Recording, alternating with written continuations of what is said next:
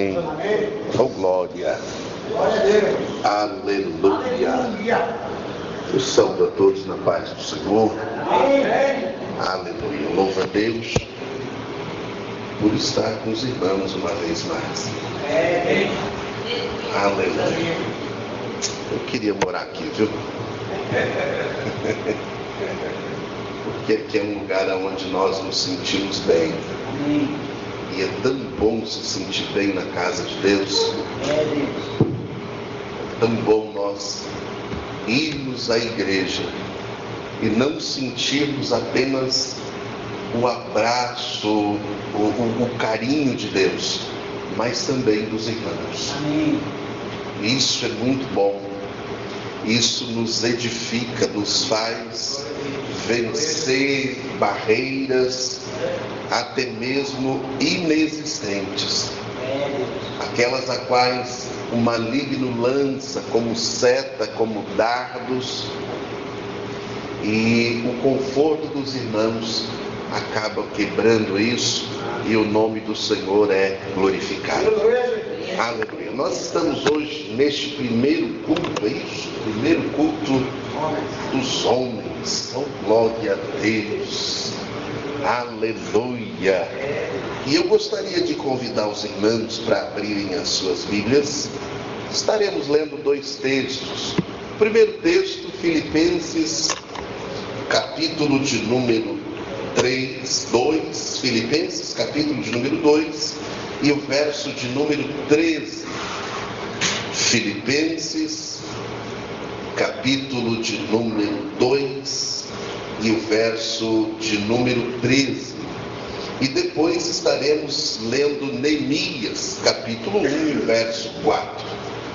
Louvado seja Deus. Enquanto os irmãos encontram, desde ontem à noite, pastor Carlos, eu estou lá numa maratona com essa festividade lá de sábado, com os pastores que só Jesus. E ontem à noite eu parei e disse: Deus, e amanhã à noite, como é que vai ser esse negócio? E o Senhor colocar ao meu coração texto, irmãos, que bênção. Se eu conseguir, se prepara para entender um pouquinho do projeto de Deus. Aleluia. Passei a tarde hoje pesquisando alguns dados, porque tem coisa que é o Espírito Santo que revela, e tem coisa que os livros revelam, que as informações teológicas nos ajudam a compreender um pouco.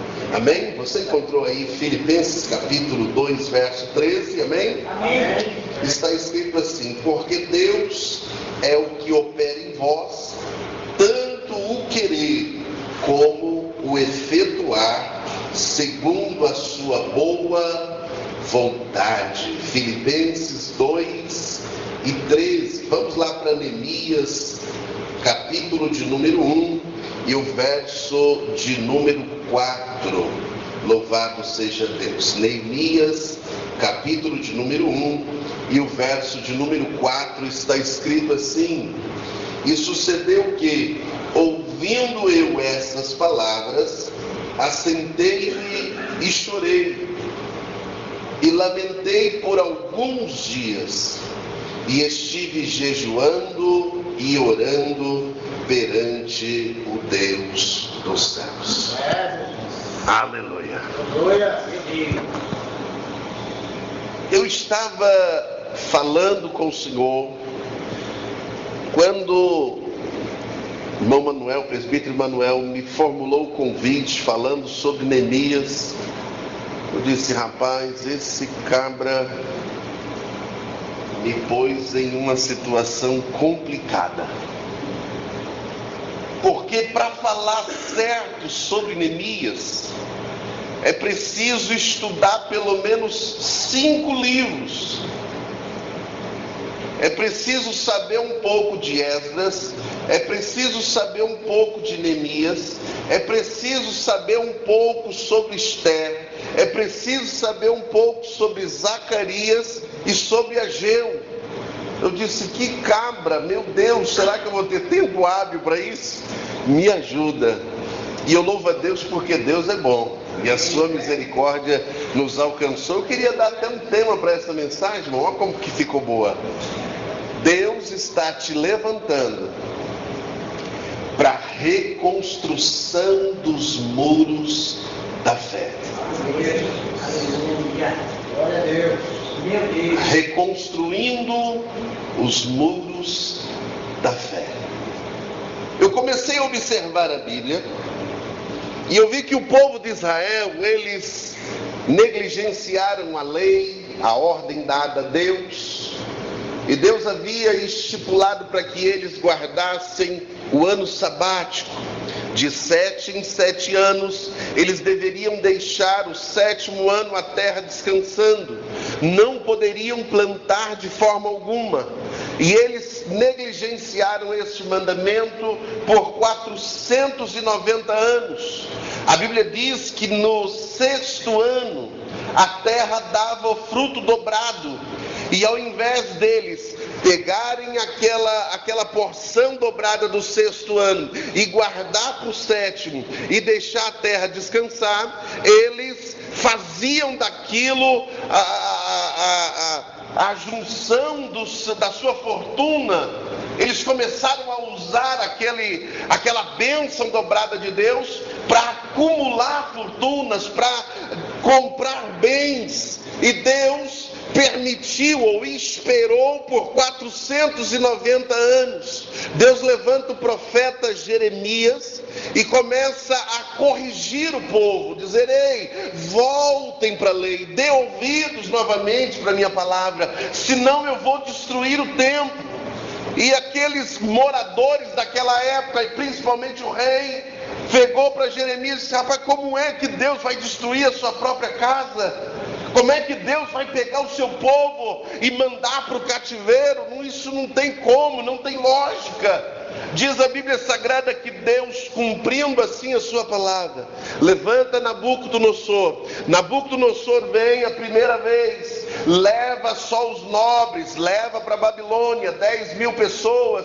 Na segunda vez, 13 anos depois, ele leva mais 30.000 pessoas. Na primeira vez, vai os 4 amigos, se lembra de Daniel, Misael, Azarias e Ananias? Alguém conhece eles por Cedraque, Mesaque e Abidnego?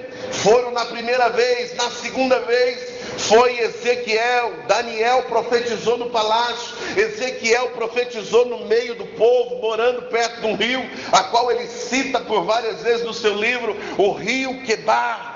Diz a Bíblia Sagrada que na terceira vez que Nabucodonosor vai até Jerusalém, ele destrói ela, destrói a casa, destrói o templo, destrói tudo, coloca só as pessoas lá que não tinham condições para nada. Ficou na cidade somente as pessoas que não tinham capacidade para levantar motim, que não tinham capacidade para se organizarem, que não tinham capacidade para fazer absolutamente nada, a não ser governado por um rei que o próprio Nabucodonosor colocou lá como fantoche dele. Diz a Bíblia Sagrada que Deus usa Jeremias ainda, estipulando o tempo em que eles passariam lá no cativeiro.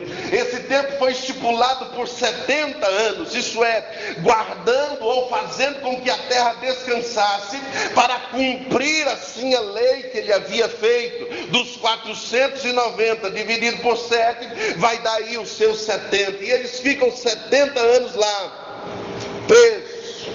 Diz a Bíblia que 70 anos, eu vou ver o Salmo de número 125, eles começam a salmodiar quando está voltando, e eles falam um pouco sobre o que acontecera lá. Eles levaram os instrumentos musicais, e os babilônicos, eles pediram para eles tocarem, eles disseram: como é que nós vamos tocar, como é que nós vamos cantar estando na Babilônia? Nós não estamos mais em Sião, não estamos mais em Jerusalém, nós não podemos cantar o hino de lá. Eu pego Tiago, eu vejo Tiago dizendo que se eu estiver triste, eu tenho que orar, se eu estiver feliz, eu canto. Quem é que está feliz no cativeiro?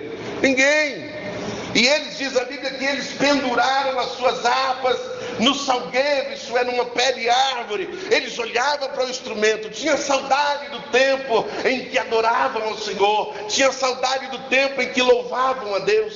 Diz a Bíblia que passou os 70 anos. Agora em 543, segundo uma linha teológica, a data difere muito. Deus levanta um homem por nome Ciro. Ciro, ele toma conta agora do mundo inteiro. Deus dá na mão deles. Sabe o que me chama a atenção? 150 anos antes de Ciro nascer, Deus levanta o profeta e diz: ele, meu servo, eu vou levantar para que o meu povo possa edificar novamente a minha casa. 150 anos antes do cabra nascer. Agora ele nasce e sabe da profecia concernente a ele. E ele mesmo diz: olha, o Deus desse povo hebreu me levantou para que eu pudesse reconstruir Jerusalém. Então ele chama todos os judeus, levanta um homem por nome Zorobabel. Na verdade, no nome da Babilônia é um nome bem esquisitinho, que eu anotei aqui para eu não esquecer. E ele levanta esse homem como governador, levanta também Josué ou Josuá, para que ele pudesse cuidar das coisas espirituais. Zorobabel era como governador, cuidava das coisas administrativas. Josué cuidava das coisas espirituais. Agora eles voltam com 46 mil judeus para a reconstrução do templo. Diz a Bíblia que eles chegam em Jerusalém, está tudo destruído. Primeira coisa que eles fazem é construir o altar. E eles constroem o altar, oferecem sacrifício, a glória de Deus desce e o povo adora o Senhor e se alegra de uma forma tal. Depois eles começam a construir o alicerce do templo. Aí começam os levantes, aí começam as perseguições. Porque aqueles que estavam na terra, que ficaram na terra, eles se casaram com as vizinhanças, se casaram com aquelas pessoas que foram também enviados por Nabucodonosor para morar ali e constituíram família. E Deus havia proibido o jugo desigual. Então Esdras levanta dizendo: vocês querem participar da construção? Então deixem o jugo desigual, deixa a família para lá. Mas nós temos filho, temos neto, quer participar? Queremos, só se deixar e voltar para a palavra. Aí surge a maior intriga entre os judeus e os samaritanos. Isso vai até os tempos de Jesus e até os dias de hoje tem esse problema.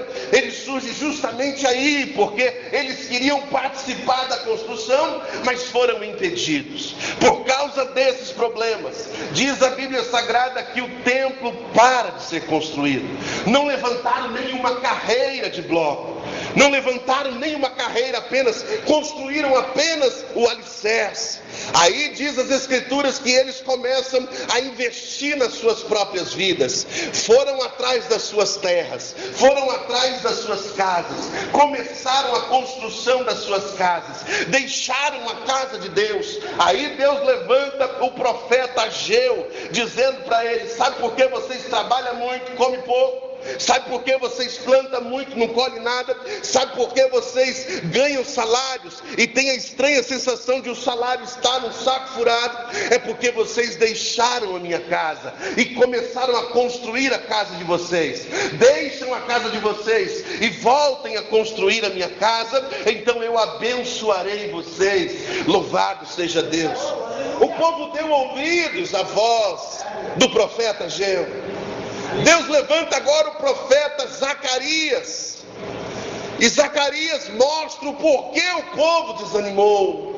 Zacarias no capítulo 3 tem uma visão. Nesta visão ele vê no meio o líder Josué, aquele que estava para motivar o povo. E ele estava com problema, porque na sua direita Satanás o acusava, dizendo: olha, as vestes dele estão sujas, ele já não tem mais autoridade, já não tem mais turbante. Do lado esquerdo estava o anjo do Senhor, teofania, o próprio Jesus. Jesus olha e diz: verdade, ele está com a veste suja, suja, mas manda trazer vestes novas, dê um turbante novo para ele, dê agora novamente o cedro para ele. E diz a Bíblia Sagrada que após esta visão, após esta revelação do profeta, a Bíblia diz que eles começam novamente a construção.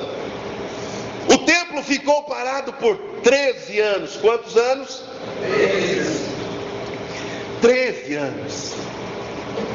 Nesse período, o rei Ciro morre. Levanta um outro rei, o rei Dário, ou o rei Dario. O Dário, quando levanta, ele levanta novamente o incentivo de Ciro. 2 anos depois do seu reinado, é que começa os levantes destes profetas para motivar o povo. 4 anos depois do reinado de Ciro, totalizando ali os seus 6 anos, eles terminam a construção do templo. Que construção maravilhosa! Só para os novos, para os antigos não eram tão novos. Primeiro que Ciro mudou o modelo. Ciro não quis que fosse construído da mesma forma que Salomão construíra. Aqueles que tinham mais de 80 anos, que viram o templo de Salomão, já ficaram chateados. Agora o povo estava com o templo erguido, foi para ter o primeiro culto no templo. Meu Deus, em vez de ser alegria, não foi alegria, foi tristeza. Os jovens não entendiam muita coisa. Os anciãos olhavam para aquilo e desdenhavam, diziam: Deus não vai entrar no negócio desse, Deus não vai nos abençoar por um tempo desse. Então Deus levanta novamente o profeta Ageu e dá a eles uma mensagem que eu gosto tanto dela: minha é o ouro, meu é o ouro e minha é a prata, diz o Senhor dos Exércitos. Nesse contexto furado ou isolado, alguém pode achar que Deus estava falando de dar dinheiro para eles, mas não. Deus dizia assim: olha, se eu quisesse ouro na parede, eu daria. Se eu quisesse prata no chão, eu daria. Mas eu não quero mais ouro na parede. Agora a glória desse segundo templo vai ser maior do que aquele primeiro, porque o primeiro a glória estava externa. Agora eu quero a glória dentro de cada um de vocês. Aleluia. Passou o tempo ainda. Agora diz a história, não mais a Bíblia, que Dário perde a peleja por Alexandre o Magno, ou Alexandre o Grande. Alexandre conquista todo mundo da época, e ele implanta o seu reino helenita. Passou-se ainda o tempo, diz a Bíblia Sagrada que agora sobe no poder, ou no reino milenar, como império de um grande ou mundial, o rei Xerxes, ou o rei Assuero, aquele que se casa com aquela moça chamada Adassa, ou chamada Esther. Ele não faz nada por Israel, a não ser livrar o povo da morte. Que coisa boa, porque o Naamã, ele tentou no dia 13 fazer com que todo judeu fosse morto, mas Deus usa ali Esther, e usa o seu tio ou seu primo Mardoqueu, e eles invertem a situação, e acaba no dia 14 eles se defendendo daquele grande jugo posto sobre eles, e Deus não deixa com que os judeus sejam exterminados. 90 anos se passaram. Eita Jesus, eu precisei de tudo isso para chegar aqui. Se levanta no trono Artaxerxes I. Fala aí, Artaxerxes. Você quase foi batizado no Espírito Santo. Fala de novo. Artaxerxes, ou um nomezinho diferente. Se levanta ele no trono. Ele estima um moço por nome Neemias. Coloca ele num alto cargo, um cargo de confiança. Neemias era o homem que experimentava a comida do rei. Neemias era o homem que o rei comia tranquilo, porque sabia que se alguém o envenenasse, morreria Neemias e não morreria ele. Neemias era a pessoa que tinha uma autoestima pelo rei. Diz a Bíblia Sagrada que 20 anos depois de o rei entrar no poder, Neemias recebe a visita de uns amigos, Nós estamos falando de um escravo que servia na corte. Escravo que servia na corte não poderia receber amigos, porque poderiam assim tramar algum motim para matar o rei. Mas Neemias era querido pelo rei. Neemias tinha um status que cá entre nós, ser escravo como ele, até eu que sou mais bobo queria, aleluia, vivia no alto luxo, vivia num conforto maravilhoso, tinha acesso à despensa do rei, à cozinha do rei, só não tinha Coca-Cola lá, mas isso aí a gente perdoa, aleluia, também não quer demais, né, aleluia. Mas chegou um dia que ele recebe a visita desses amigos, e os amigos não vêm lhe trazer boas notícias. Os amigos chegam a ele e dizem: rapaz, Jerusalém está destruída. Jerusalém está com feia, muitos problemas. Problemas em todas as áreas. Problema na saúde, problema na está igual ao Brasil, quase igual.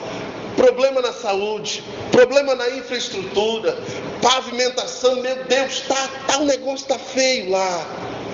Mas eu louvo a Deus porque você está no lugar bom. Ó, que coisa! Você agora alcançou o coração do rei, e o rei te estima de uma grande forma, que dá até acesso para nós estarmos aqui. Que coisa linda! Diz as Escrituras que os seus amigos foram embora, e Neemias perdeu o sono. Lembra do texto que fizemos leitura lá em Filipenses, capítulo 2, verso 13? Deus coloca o querer no coração de alguém. Deus colocou no coração de Neemias uma obra muito grande, uma obra que nem ele tinha noção da dimensão que era.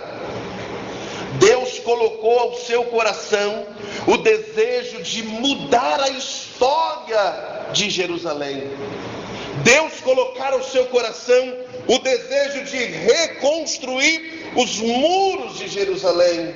Nós estamos falando de 16 quilômetros de construção, pois Jerusalém nessa época cercava 16 quilômetros, e ele ergueu um muro de 8 metros. Era uma grande obra. Orou ao Senhor. Agora diz a Bíblia que ele está diante do rei com o coração triste. Quando o rei olha para Neemias e vê ele com o coração triste, o rei fica preocupado, porque ele sabia que se o coração do copeiro não estava alegre, tinha problema na sua mesa. Neemias poderia ser morto só por estar triste diante do rei. O rei olha para ele e diz: qual o motivo de sua tristeza? E ele disse: olha, na terra dos meus patrícios, dos meus ancestrais, ou do meu passado, dos meus descendentes, está um caos total, e eu perdi a paz por isso. E o rei diz para ele: o que você pode fazer? O que você tem em mente? Olha, o que você quer? Ele disse: eu queria ir lá e construir aquele negócio. O rei olha para ele e diz: quanto tempo será a tua viagem? E ele disse: eu não posso nem dizer, porque, trazendo para nós, eu não tenho noção de como está lá. Os meus patrícios vieram e me informaram, mas eu não sei bem, com exatidão, como está. E o rei disse: pode ir. Ele disse: então me dê cartas para eu chegar até lá. Nós estamos falando de Suzã, nós estamos falando um pouco acima do rio Tigre, ali na Mesopotâmia. Tinha que andar uma viagem de quase 5, 6 meses, a cavalo, a camelo, ainda com um grande número de pessoas que o rei lhe deu. Essa viagem não demorou no mínimo 8 meses para chegar em Jerusalém, com tudo que ele levou. O rei deu madeira, que ele precisava de madeira. O rei deu carta, deu ouro, deu prata para que ele fosse. O que me chama a atenção é que Neemias foi. Quando chegou lá, Neemias não fez como alguns de nós fazemos. E aqui eu começo a deixar Deus usar. Aqui chega do estudo, agora deixa o Espírito Santo falar. Quantas vezes Deus assegreda ao nosso coração algumas coisas que precisamos entender o tempo de Deus para abrir. Eu lembro de quando Deus assentara ao meu coração de fazer o que hoje estou fazendo, e eu caí na besteira de contar para alguém: misericórdia, as lutas diminuíram? Não, aumentaram muito mais. Depois disso eu disse: Deus, por que as pessoas às vezes desprezam alguém, ou chamam alguém de sonhador, ou chamam alguém de doido? É porque abre a boca na hora errada. Deixa eu contar um segredo para você: Deus nunca vai mandar você somar 1 e 1 e dar 2, porque é lógica. Lógica não precisa de fé, a razão não precisa de fé. Quando Deus está para fazer algo, meu irmão, a gente olha e diz: Deus, não tem como dar certo isso, não tem como acontecer isso. E a gente, se crer, ficar de pé e sustentar aquilo que Deus lhe mandou fazer, pode ter certeza de uma coisa: Deus levanta pessoas para te ajudar e o nome dele é glorificado.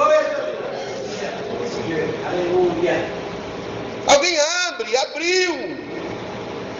abriu, eu lembro do rei Ezequias, se lembra? Chamou os babilônicos para ver o tesouro, Deus não se agradou. Mostrou o tesouro da casa, o tesouro do palácio. Na hora que eles foram embora, Deus mandou o profeta ir lá e disse: rapaz, por que você falou que não devia? Por que você não ficou com a boca fechada? Vou dar um conselho de Deus para você: fecha a boca, fecha a boca. Não fica falando os segredos que você tem com Deus. Deixa Deus modelar, deixa Deus trabalhar. Tem gente que, se Deus falar para ele de manhã, quando é de tarde, Santos inteiro já está sabendo. Aí Deus, como é que eu vou andar com esse camarada se ele não consegue ficar de boca fechada? Como é que eu vou mostrar coisas para ele? Como é que eu vou falar algumas coisas para ele, para o futuro, para as coisas que eu estou planejando para ele? Ele vai abrir a boca e vai atrapalhar tudo que eu tenho para fazer. Neemias ficou quietinho. Acabou o dia, na tardada da noite, catou o cavalo, chamou alguns de confiança e disse: vamos andar pela cidade, vamos ver como está a cidade. Diz a Bíblia Sagrada que ele anda, só vê casa caída, muro caído, demolições, vai nos portões, os portões todos caídos. Volta para casa de novo, para onde ele estava.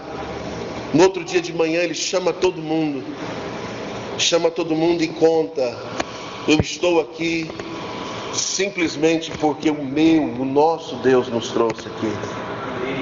E ele conta da informação que ele teve dos amigos, ele conta do período de oração que ele passou, ele conta de quando o rei favoreceu ele para estar ali. E ele diz: agora nós vamos começar uma grande obra. Quem é que está comigo? Todo mundo se levanta e diz: vamos, estamos juntos. Deixa eu dizer para você aquilo que Deus mostrara para eu estar aqui hoje. Neemias foi com a intenção de reconstruir os muros da cidade. Muros na cidade para os dias de hoje não tem valor. Para que eu vou cercar Santos? Para que eu vou gastar dinheiro com cercar, construir grandes muros? Não precisa disso hoje. Naquela época precisava. Os muros traziam segurança para o povo. Os muros traziam um conforto, trazia paz para dentro daquele povoado. Agora, nos dias de hoje, como eu vejo naquele dia, muro representa escudo, representa segurança. Nos dias de hoje, foi o que Deus falara comigo, quando eu pego as armaduras de Deus, lá em Efésios capítulo 6, a Bíblia diz que o escudo que me protege é a fé. E aqui eu queria entrar. A fé hoje está desestruturada. Quantas igrejas que já não movem mais a fé, quantas pessoas que já não conseguem mais acreditar em nada, vive de qualquer jeito, vai na igreja de um jeito, volta do mesmo jeito, entra, ouve a palavra, mas não acontece nada. Está 200 anos, já está igual na Inglaterra, já tem a cadeirinha com o nome dele, mas não muda nada. Deus, diz aí para quem está ao seu lado, Deus quer te levantar para reconstruir os muros da fé. Assim como ele levantou Neemias. Deus precisa de apologista. Pastor, que trem é esse? Apologista, defensores da fé.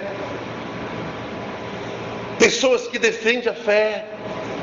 Eu não preciso defender Deus, meu irmão. Deus é soberano. Ele está acima de tudo e de todos. Ele mesmo julga. Quantas pessoas se levantaram contra ele, ele mesmo bateu. Poderia dar uma lista aqui. Lembra do Titanic? Nem Deus afunda. Lembra de Tancredo Neves? Se 70% estiver comigo, nem Deus me impede de ganhar. Ganhou, mas não entrou. Lembra de quantas pessoas que afrontaram a Deus e o próprio Deus. Deus não precisa de defensores dele. Precisa. Mas a fé não é dele. A fé não é para Deus.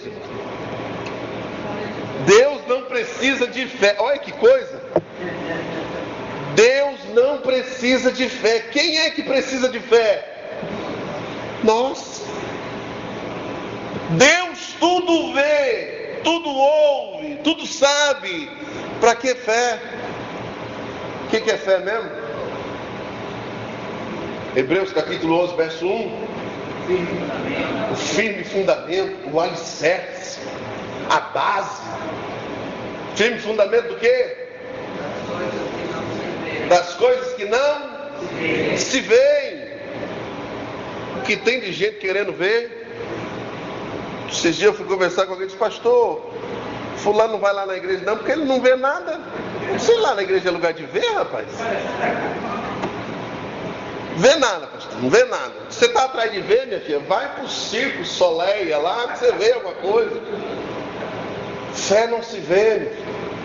Ah, pastor, não senti. E quem disse que cristianismo é de sentir, rapaz? Eu faço meu culto. Eu ofereço meu sacrifício. O culto só vai ser bom se eu estiver adorando de verdade. Se eu não estiver adorando de verdade, nunca que o culto vai ser bom. Deus só vai falar comigo quando eu entrar na presença dele para ouvi-lo. Se eu não entrar para ouvi-lo, você pode ir lá em Jerusalém, lá no Muro das Lamentações, e ficar o dia inteiro lá e para cá, para lá e para cá, que não vai virar nada. Porque a fé dos dias de hoje, Jesus disse: quando o Filho do Homem voltar, porventura achará fé na terra? Eu falei um dia desse em um lugar. Quem aqui é crente há mais de 10 anos? 10 anos atrás não era diferente? Precisava obrigar os crentes a dar glória? Porque tem uns pregadores, dá glória, isso é um miserável, isso, dá glória, eita povo frio, dá glória, e começa a xingar os crentes. Aí aqui não dá glória mesmo. Posso ouvir um glória? Posso ouvir um glória, e fica forçando a barra. Tem que ser voluntário, se for obrigado, não dê não, que aí Deus não vai receber. Mas há 10 anos atrás não precisava disso não. Lembra quando o camarada ia na igreja? Ele já saía de casa, meu filho, com a biblinha debaixo de braço. Então, Deus, me perdoa, Senhor. Olha, eu falei isso, falei aquilo. Porque ele sabia que quando chegava na igreja, se tivesse em pecado, Deus levantava alguém e mandava consertar. E hoje não. Hoje as coisas, Deus mudou? Não. Ele é o mesmo. O que é que mudou? Quantas vezes eu disse aqui, volto a dizer de novo. O pastor falou sobre Abraão. O que esse camarada fez que eu não posso fazer? O que Neemias fez que eu não posso fazer, que você não pode fazer? Eu nunca li na Bíblia um super-herói, mas nunca vi nenhum ainda. Não achei, se você achar me avisa. Não achei nenhum super-homem, nenhuma mulher maravilha. Todas pessoas como eu e você, que ousaram orar, que ousaram crer no impossível, que ousaram ver aquilo que ninguém via. Aí é a diferença. Esse muro da igreja está caído e precisa ser levantado. A construção do templo já foi erguida nos nossos dias. As pessoas conhecem. Quem é que nunca ouviu falar de Jesus aqui? Quantas pessoas aqui, quantas igrejas, uma disputando com outra sobre crentes. O muro está construído, o templo está construído, mas o muro, Espírito Santo, me ajuda. Deixa eu contar um segredo para você. Muitas vezes nós temos na igreja pessoas feridas. Por isso eu disse no começo que o calor humano, quando eu venho à igreja, eu não venho simplesmente para ouvir Deus falar comigo, mas eu venho porque eu sei que eu sou querido na igreja. E olha que coisa que faz uma diferença tão grande no meio. Quantas pessoas, pergunta para uma pessoa que se afastou da igreja, qual o motivo que foi?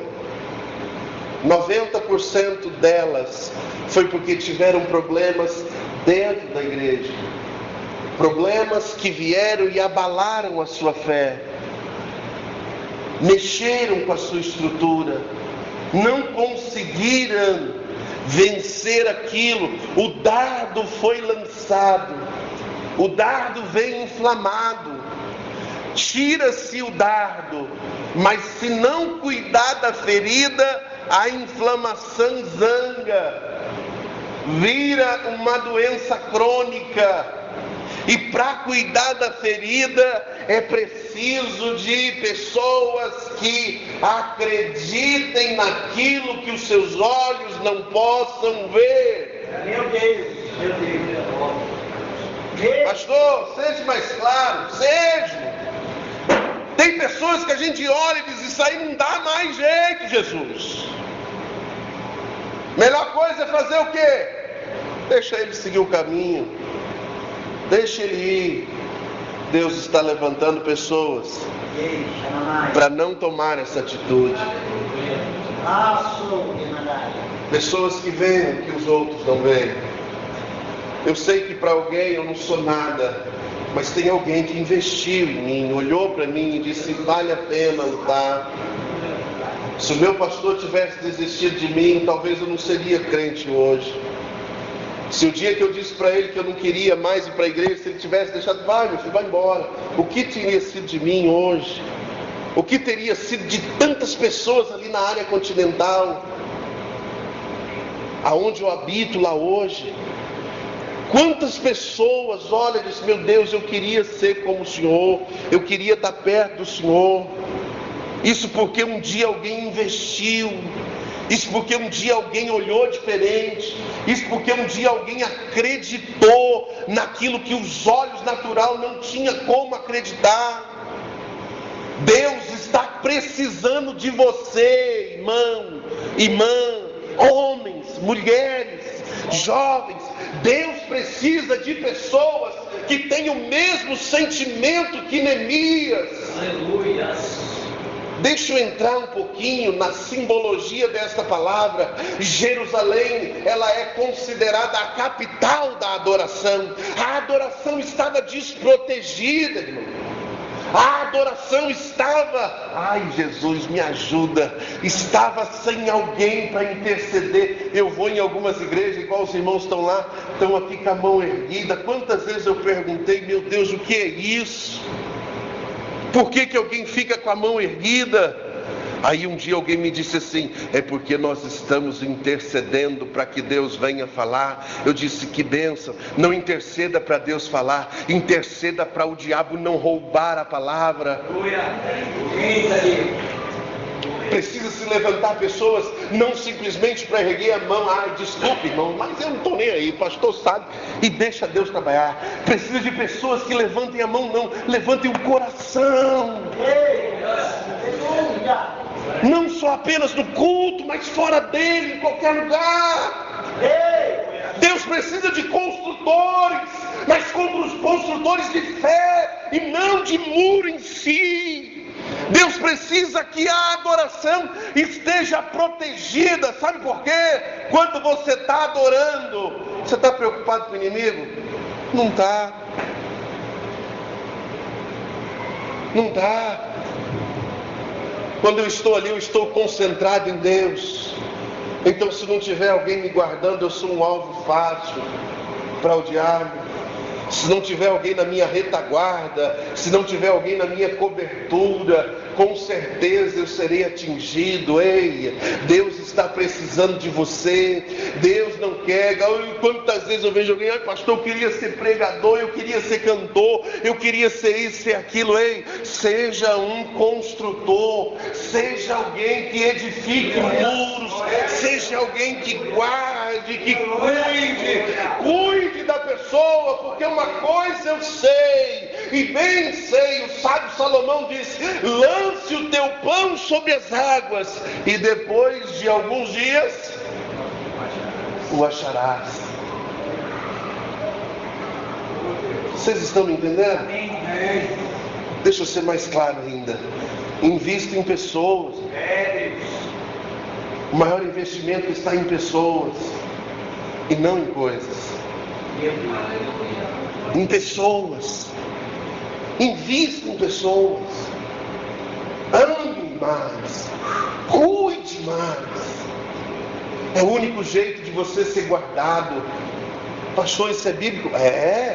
Lembra de uma moça da Bíblia, das Escrituras Sagradas, cujo nome significa a moça da canela fina? Se lembra? Aquela que fazia roupas. Lembrou? Dorcas. Se lembra? Ajudava todo mundo. No dia da enfermidade, ela ficou sozinha. A enfermidade se agravou, veio a óbito, morreu. A cidade inteira se mobilizou, irmão. Diz que tem aí um tal de Pedro, vai atrás dele. Diz que ele ora e Deus levanta, vai atrás dele. Vamos enterrar, já é a hora de enterrar. Que enterrar o quê, rapaz? Segura ela aí. Mete azeite em cima para não cheirar mal. Joga para não deixar o negócio esquentar, não. Vai lá atrás dela. Coloca lá no piso superior. Não fica embaixo, não, que o negócio fica mais. Fica lá, mas guarda para que ele venha. E ela não pode passar agora, porque ela investiu nas nossas vidas. E ela não pode ficar sem uma recompensa.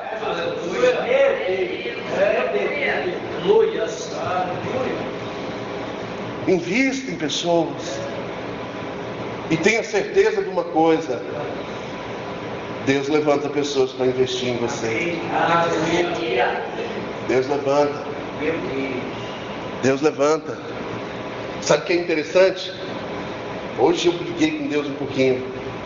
É tão bom ser abençoado, não é?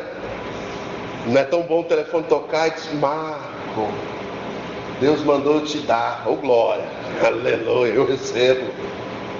Como é que eu faço para tomar posse? Eu lembro do irmão, estava almoçando, me ligou e disse: ô pastor, eu estou aqui na rua, longe de casa, mas longe. Deus mandou, eu fui lá na escola, não tinha um bebedouro. Deus mandou comprar e está aqui, pastor, não estou achando a sua casa. Irmão, eu estava almoçando. O que eu fiz? Larguei o prato e fui atrás dele. Deixa a comida para depois. Toma posse da bênção. E se fosse próprio, irmão, eu te atendo. E quando Deus manda abençoar?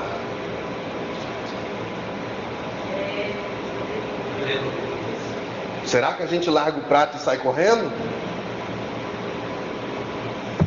E quando Deus manda investir? E quando Deus manda socorrer? E quando nós vemos alguém capengando para cair? Isso aí é o pastor que tem que se virar, não é não. Você é um Neemias de Deus. Aleluia. Deus te levantou para reconstruir os muros da fé. Você não pode negligenciar isso não. Vai lá, dê o braço, vai lá, dê a mão, vai lá, levanta, chora com quem está chorando, sofre com quem está sofrendo, porque quando você ajuda um necessitado, você empresta. Deus diz as Escrituras. Deus te levantou. Pastor, mas estão... Você acha que Neemias levantou o muro assim, facinho, bolinho, como diz alguém? Levantou nada, meu filho. Tinha Sanbalate e Tobias lá. Tinha pessoas para perseguir, isso não tem jeito. Conversando com alguém diz: pastor, como é que eu faço para ser um crente sem problema? Desvia, meu filho. Como é que eu faço para não ter aflição no mundo? Morre. É o único jeito. A diferença está lá em Mateus capítulo 5, verso 13. Quando vos injuriarem e mentirem e disserem todo mal contra vós por minha causa, exultai. No grego, exultai. Faz churrasco, meu filho. Festa. Exultai e alegrai, porque é grande o galardão no céu, porque assim fizeram com os profetas que vieram antes de vocês.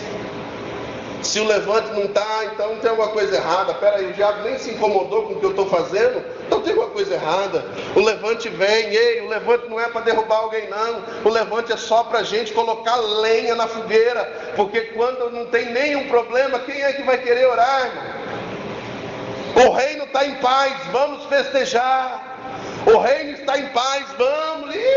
Que orar o que nada. Agora quando o reino está em guerra, aleluia. Oração de manhã, de tarde, à noite, de manhã, de tarde, à noite, de manhã, de tarde, à noite. Se na igreja não tem culto, vai fazer hora extra no culto dos outros. Mas tem que ir guardar para que a prova venha passar. Vamos ficar de pé? Glória a Deus. Deus lindo, Deus lindo. Maravilha. Deus lindo.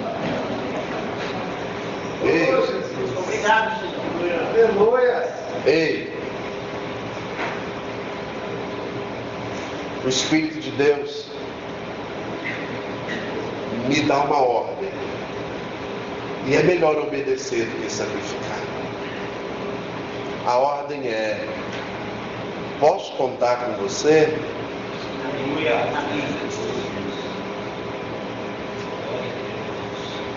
Pastor, eu não posso fazer muita coisa. Não tem problema. Tudo aquilo que tiver à tua mão, faze-o conforme as suas forças. Não é além das forças. E também não é aquém das forças. É conforme as suas forças. Pastor, eu não consigo cuidar de todos os problemas da igreja, mas Deus colocará o seu coração. Filipenses 2:13. Deus levantará pessoas para você orar por elas. Não só orar, fazer o que os irmãos fizeram. Não só orar, e buscar, irmão. Não só buscar e colocar na igreja, não. Cuidar de quando chegar na igreja. Proteger, guardar. Eu estou com uma turma lá na escola, e tem um moço que a líder dele está estudando também. E esses dias me deu uma vontade de dar um cascudo nela. Pensa numa onça protegendo o menino. E ele é fã de um pregador aí. E por incrível que pareça, os irmãos começaram a falar mal do pregador, pronto. A irmã virou uma... Sabe aquela galinha choca? Você chega perto, ela sai querendo pegar? Eu olhei para aquilo, fiquei chateado, mas depois pensei sobre isso. Ela está cuidando dele. Já pensou se nós fizéssemos isso, cada um a um? Isso aqui não dá nem para pôr. Teria que comprar o de trás, o do lado, do outro. Falei na igreja esses dias. Um ano inteiro. Estamos findando o ano. Se eu cuidar de um só no ano, não precisa ser dois, um só, a igreja fica diferente. Deus está buscando pessoas. Pastor, eu estou com tanto problema. Eu sei. Pastor, olha, pastor, não tem tempo para nada. Eu sei. Pastor, eu não consigo resolver nem os meus. Eu sei. Você acha que Neemias não tinha problema? A questão é, ele se preocupou com a adoração. Ele se preocupou com Jerusalém. E ele viu que Jerusalém, a adoração estava desfavorável, estava sem proteção alguma. Ele simplesmente ouviu o chamado de Deus. Deus levantou pessoas, Deus colocou nas suas mãos condições, Deus guardou ele, Deus mostrou a ele o quanto as pessoas estavam querendo enganá-lo, Deus cuidou dele. Em 52 dias o muro inteiro foi construído, porque ele aceitou o chamado de Deus. Qual o meu dever? Aceitar ou rejeitar. Deus coloca na sua mão hoje. Posso contar com você? Pode? Feche seus olhos aí, eu quero orar por sua vida. Estenda suas mãos assim por frente, estenda elas. Espírito de Deus, que conhece o interior de cada um de nós. O Senhor, ó Deus, é aquele que sonda. O Senhor, ó Deus, é aquele que conhece. O Senhor é aquele que vê, que ouve. O Senhor tem visto. O Senhor tem contemplado, papai, alabiaçu, nerobiastu, ike rabadai. Ó Espírito de Deus, eu sei, ó Pai, que o Senhor falaste conosco de uma forma direta. Eu sei, ó Deus, aleluia, através do Teu Espírito, que precisamos de Neemias, precisamos de corajosos, predei comana soldia, rica, anturiádias, pessoas, ó Deus, que saia do conforto, que saia, ó Deus, cantui, varábia, sui, ó Espírito de Deus, aqui estão os Teus filhos, a qual o Senhor pode usar, a qual, ó Deus, o Senhor, ó Pai, pode investir na vida deles, assim como o Senhor investiu na vida de Neemias, assim como o Senhor foi com ele na estrada, assim como o Senhor foi com ele lá, ó Pai, naquela obra, assim como o Senhor foi com ele quando se levantaram, assim como o Senhor foi com ele reconstruindo aquele muro, ser com os Teus filhos, ó Pai. Capacita-os, ó Deus, uma vez mais, para que o Teu nome seja glorificado nesta igreja, nesta cidade, neste estado, neste país, para que o Seu nome, ó Deus, seja glorificado no nosso meio, ó Pai Santo e Justo. Eu ministro sobre a vida da Tua igreja, o Teu filho que adentrou aqui precisando de um milagre, a Tua filha que adentrou aqui, ó Pai, na esperança, ó Deus, de o Senhor interceder por ela, de o Senhor mover os céus, de o Senhor, ó Pai, resolver aquela causa, Pai, em o nome de Jesus. Me livra, Senhor, em favor dos Teus santos, para a glória de Deus, em o nome de Jesus. Amém e amém. Aleluia. Que Deus abençoe os irmãos em o nome de Jesus. Amém. Aleluia.